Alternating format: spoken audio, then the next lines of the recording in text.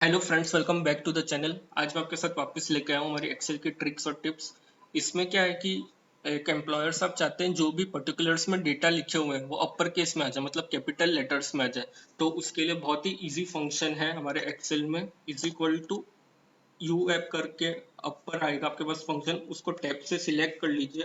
जो भी सेल में आपको कैपिटल लेटर्स में चाहिए उसको आप सिलेक्ट कर लीजिए और फंक्शन को क्लोज कर दीजिए और एंटर दबा दीजिए। देखिए अपने आप है ना, जो लेटर था वो कैपिटल में आ गया। अब आप इसको सिंपली ड्रैग एंड ड्रॉप कर दीजिए।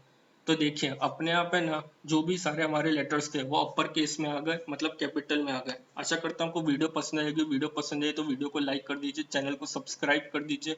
और ऐसी दूसरी एक्सेल के ट्रिप्स और टिप्स देखने के लिए हमारे चैनल में डली हुई है। चैनल के सेक्शन में जाके आप देख लीजिए कि कौन कौन सी वीडियोस डली है ट्रिक्स और टिप्स की, उसको भी देख लीजिए और अपने आप को और बेहतर बना दीजिए। और कमेंट में लिख दीजिए कि आपको कैसी लगी video. Thank you for watching this video.